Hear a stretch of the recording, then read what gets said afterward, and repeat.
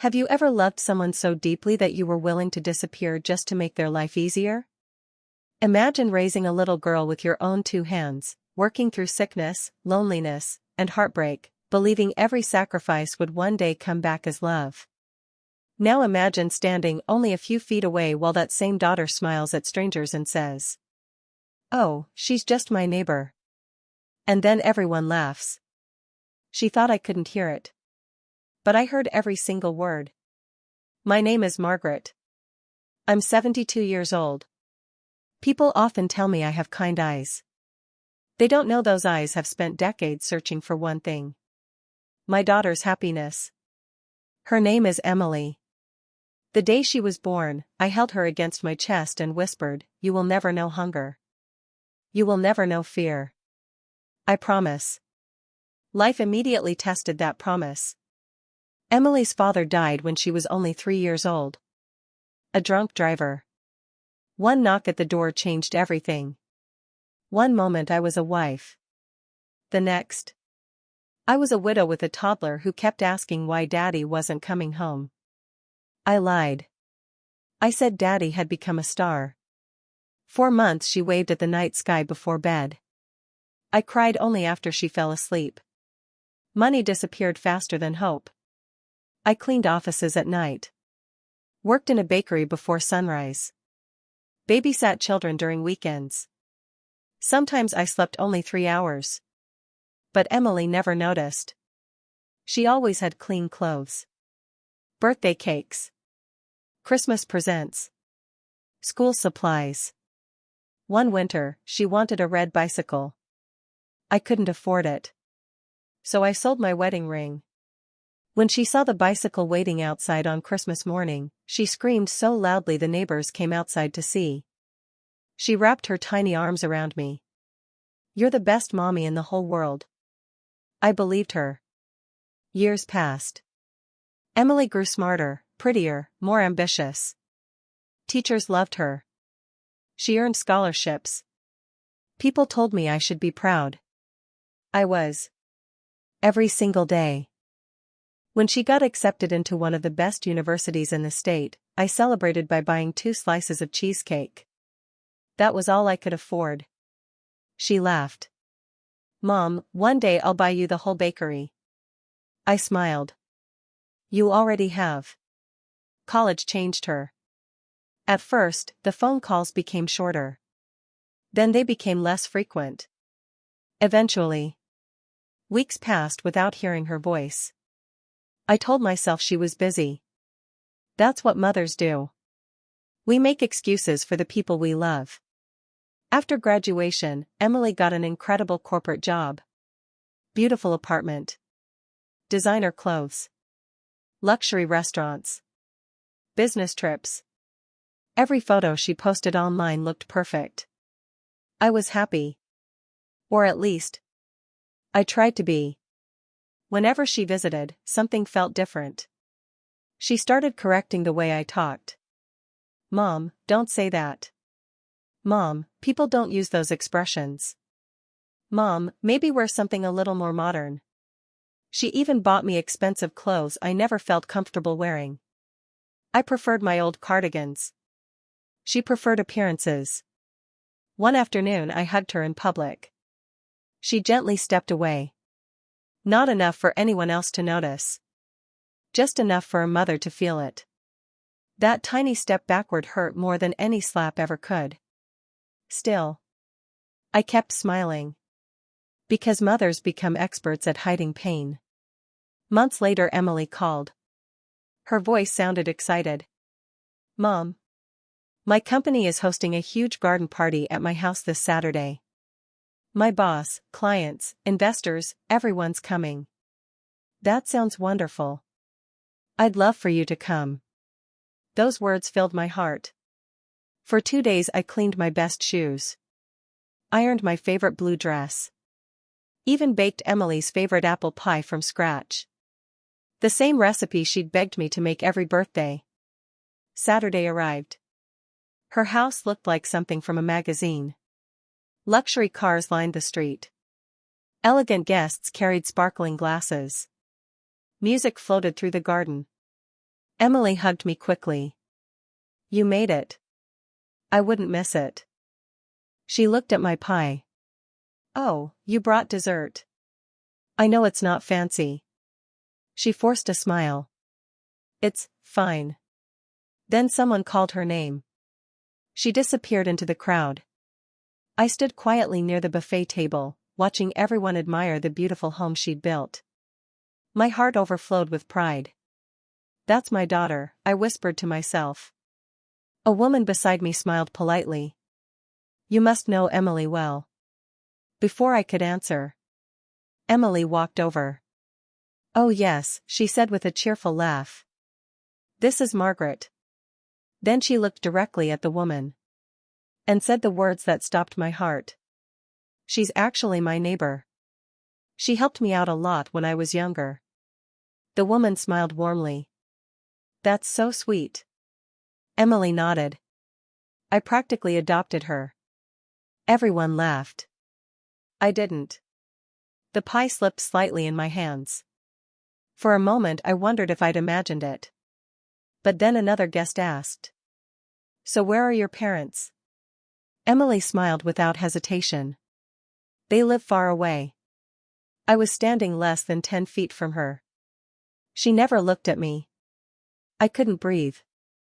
The room suddenly felt smaller. The laughter became louder. And then, someone placed a gentle hand on my shoulder and quietly whispered. I don't think your daughter realizes you heard every word. So, what would you do? Would you walk away without saying a word? Would you confront her in front of everyone? Or would you smile, swallow the pain, and pretend your heart hadn't just shattered into pieces? I chose the third option. Not because I was weak. Because I was her mother. And mothers spend a lifetime protecting their children. Even from the consequences of their own mistakes. I slowly turned toward the gentleman who had touched my shoulder. He looked to be around my age, dressed in a simple gray suit that somehow stood out among all the expensive designer clothes surrounding us. I'm sorry, he said quietly. I don't think she meant for you to hear that. I forced a smile. Maybe. He looked at me for a long moment before saying, sometimes maybe is the saddest word in the English language. I let out a tiny laugh despite myself. You sound like someone who's made a few mistakes. Oh, I have, he replied. The difference is, mine finally caught up with me. Before I could ask what he meant, another guest called his name. As he walked away, he gave me one last sympathetic glance. It was strange. A complete stranger had seen my pain in less than 30 seconds. My own daughter hadn't noticed it in years. I carefully placed the apple pie on the dessert table. Nobody knew that I had peeled every apple by hand that morning. Nobody knew it was Emily's favorite. Nobody knew that I had whispered, I hope this makes you smile, while taking it out of the oven. To everyone else, it was just another pie. I stepped toward the edge of the garden where the flowers grew along a stone path. Emily had loved flowers as a little girl. She used to pick dandelions and proudly hand them to me like they were the rarest roses in the world. I picked the prettiest one for my mommy. I had kept one of those tiny flowers pressed inside an old photo album for nearly 30 years. Funny how children give love so freely. Funny how adults sometimes forget where they learned it. A burst of laughter pulled me back to the present. Emily was entertaining a group near the fountain. She looked confident. Successful. Perfect. I watched as she adjusted her elegant dress and greeted another couple. Then I heard someone ask, Emily, where did you grow up? She smiled. Oh, a small town. Nothing exciting. Nothing exciting. That little town had been my whole world. It was where I skipped meals so she could have seconds. Where I patched her school uniforms late at night. Where I worked 3 jobs while pretending I wasn't exhausted. Nothing exciting. One of the guests joked, well, wherever you're from, they raised you well. Everyone laughed. I quietly looked down at my hands. These hands had scrubbed floors until they bled. These hands had stitched Halloween costumes. These hands had held Emily through fevers. These hands had buried my husband. Now, they simply rested in my lap. Wrinkled. Shaking. Forgotten. A young waitress approached me with a tray. "Would you like something to drink, ma'am?" "Just water, please." She smiled kindly. "You remind me of my grandmother." "I hope that's a compliment." "It is," she said immediately. "She's the strongest person I know." For the first time that afternoon, someone made me feel seen. As she walked away, I quietly whispered, "Thank you." Not long afterward, the guests gathered near the patio for speeches. Emily stepped onto the small platform. She looked radiant. "I just want to thank everyone for believing in me." People applauded. She continued. "When I started with this company, I had nothing but determination." I smiled softly. She had always been determined. Even as a little girl. Then she said something that made my stomach tighten. "I've always believed success comes from creating your own path." The applause grew louder. I remembered carrying her asleep from the bus because she had a fever. I remembered walking home in the rain after our old car broke down. I remembered selling my wedding ring. Creating your own path. No. She hadn't walked that road alone. But maybe she had forgotten who walked beside her. The speech ended with another round of applause. Guests surrounded her with congratulations. I decided it was time to leave. Quietly. Without making a scene. Without embarrassing her. I picked up my purse and headed toward the front gate. Just before reaching it, I heard someone calling. "Margaret." I turned. It was the gentleman in the gray suit again. He hurried toward me. "I was hoping to catch you." "Yes?" He hesitated. "I don't usually interfere in family matters, but I think you deserve to know something." I frowned. "What is it?" He glanced back toward the house. "I'm one of the company's board members." My eyebrows lifted. "I've known Emily professionally for 3 years." He sighed. "She's talented." I smiled proudly despite everything. "I know. But." There was that terrible word. "But." "She talks about you." I blinked. "She does?" "More often than you'd think." Hope fluttered inside me. "Really?" "Yes." "What does she say?" His face changed. Not anger. Not pity. Something worse. Regret. He looked down before answering. "She tells people her mother held her back." The words hit harder than the first lie. "She says growing up poor embarrassed her." I felt my knees weaken. He quickly reached out to steady me. "I'm sorry." I couldn't speak. He continued carefully. "I didn't believe it after seeing the way you looked at her today." A tear slipped down my cheek. I wiped it away before anyone else could notice. "You know what's funny?" I whispered. "What?" "I've spent my whole life worrying that I wasn't enough." He shook his head. "You were too much." I looked at him, confused. Too much love. Those 4 words broke something inside me. Because they were true. I had loved Emily so completely that I had never taught her how much love costs. Just then, the front door opened. Emily hurried outside, her smile gone. "Mom." I turned. "There you are." I'd been looking everywhere. For one impossible second, I thought she had come to apologize. Instead, she glanced nervously toward the guests and lowered her voice. "You forgot your pie dish." She held out the empty glass dish as though that was the important thing. Not my tears. Not the lie. Not the years. Just the dish. I took it gently.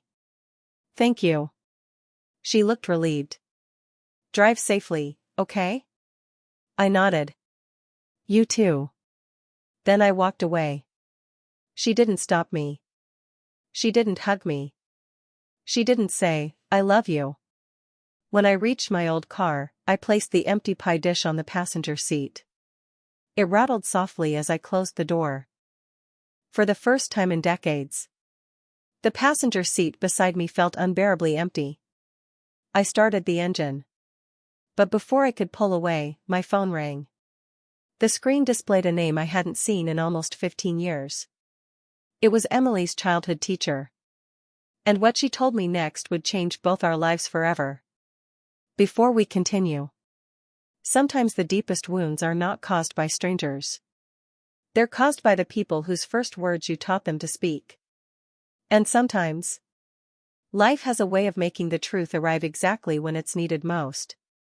I stared at my phone. The name on the screen read, Mrs. Helen Carter. Emily's third-grade teacher. I hadn't spoken to her in nearly 15 years. For a moment, I almost let it ring. I wasn't sure I had the strength to speak to anyone. But something inside me said, answer it. Hello? Margaret? Her familiar, gentle voice carried the same warmth I remembered. Oh, thank goodness. I wasn't sure this was still your number. It is. I've been trying to reach you for weeks. For me? Yes. I pulled my car back into the parking space and turned off the engine. What happened? There was a brief silence. I've been cleaning out old files before retirement. I smiled faintly. So, you're finally retiring. She laughed softly. I think my knees made that decision before I did. For the first time that day, someone made me smile. Then her voice became serious. I found something that belongs to you. To me? No, actually. She paused. It belongs to Emily. The next morning, I drove to the elementary school. Nothing had changed. The playground still had the faded blue swings. The giant oak tree still stood proudly near the entrance. I could almost see little Emily running toward me with her backpack bouncing behind her. Mrs. Carter met me in the office. Her hair had turned completely white. The years had touched her kindly. She embraced me before saying a word. You look tired. I am. She looked into my eyes for a second longer than most people do. Then she understood. You don't have to explain. She reached into an old cardboard box and carefully removed a worn, blue notebook. I found this in a storage cabinet. I looked at the cover. In uneven childish handwriting were the words, My hero. Mrs. Carter smiled. It was a class assignment. I don't remember this. Emily was 8. She opened the notebook to the first page. My students had to write about the person they admired most. She handed it to me. My hero is my mommy. She works when it's dark and when it's morning. Sometimes she says she's not hungry, but I know she gives me her food. She thinks I don't notice. I do. When I grow up, I want to buy her a big house with flowers. She says we are poor. I don't think we are poor because I have the best mommy in the whole world. If someone ever makes my mommy cry, I won't forgive them. The words blurred before my eyes. Tears rolled onto the page. Mrs. Carter quietly handed me a tissue. I thought you should have it. I held the notebook against my chest. It felt like hugging the little girl I had lost. Not to death. To pride. That evening, I sat alone in my small kitchen. The notebook rested beside my cup of tea. I kept reading those pages over and over. Then, my phone rang again. Emily. I watched it vibrate across the table. Once. Twice. 3 times. Finally, I answered. Hi, Mom. Her voice sounded unusually quiet. Hello. I noticed you left early yesterday. I did. You didn't even say goodbye. I closed my eyes. I didn't think you wanted people to know we knew each other. Silence. Heavy. Painful. Then. Mom. Her voice cracked. You heard that? I did. I. She couldn't finish. For the first time in years. Emily had no perfect words. No polished smile. Only silence. I've been a terrible daughter. I didn't answer. Because sometimes people need to hear the weight of their own words. She began crying. The kind that steals your breath. I don't even know why I said it. I whispered gently. I think you do. More silence. Then she admitted it. I was ashamed. Those 3 words hurt. Not because they surprised me. Because they confirmed everything I had tried not to believe. Ashamed of what? Our past. Our tiny house. Our old clothes. People at work all came from wealthy families. I wanted to fit in. I kept pretending I'd always lived like them. And after pretending long enough, she sobbed. I started pretending you weren't part of that life. My heart broke all over again. Not because she had been ashamed. Because she had been lonely enough to believe pretending would make her belong. 2 days later, Emily appeared at my front door. No expensive dress. No designer handbag. No makeup. Just jeans. A simple sweater. And swollen eyes. When I opened the door, she didn't speak. She simply wrapped her arms around me. The same way she had when she was 5 years old. I'm sorry. I know. No. She stepped back. You don't. She reached into her bag and removed a small velvet box. Inside was a gold wedding ring. I stared at it. It took months to find. She smiled through tears. The pawn shop had sold it years ago. I tracked every owner until someone agreed to sell it back. I couldn't breathe. My wedding ring. You sold it for my bicycle. I didn't know until Aunt Susan told me. She placed it gently into my hand. I can't give you back your youth. I can't erase what I said. But maybe. She looked directly into my eyes. I can stop pretending. The following weekend, Emily invited me to another gathering. I understand if you don't come. I'll come. When we arrived, many of the same guests were there. The same garden. The same fountain. The same patio. Emily tapped her glass. Everyone turned. I owe all of you an apology. The conversation stopped. She took a shaky breath. Last week I introduced someone here as my neighbor. People exchanged confused looks. She reached for my hand. This is my mother. My real mother. The woman who worked 3 jobs. The woman who sold her wedding ring so I could have a bicycle. The woman who skipped meals so I never would. I lied because I was ashamed of growing up poor. She looked at me. But the truth is, the only shame belongs to me. The garden fell completely silent. Then something unexpected happened. Emily's boss stood first. He began clapping. One by one. Everyone else joined in. Not polite applause. Grateful applause. Several people wiped away tears. The gentleman in the gray suit smiled at me from across the garden. This time, I smiled back. A few weeks later, Emily came to visit carrying a small framed picture. It was a copy of the essay from 3rd grade. She had framed the page that read, I have the best mommy in the whole world. She hung it in her living room. Right above the fireplace. Where every guest could see it.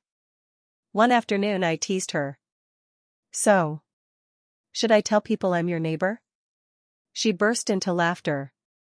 The loud, uncontrollable laughter I hadn't heard since she was a child. She hugged me tightly. No. Then she smiled and whispered. You're the reason I have a home. And at that moment, I realized something. Children don't stop needing their parents when they grow up. Sometimes they just lose their way. And sometimes the road back home begins with 4 simple words. This is my mother.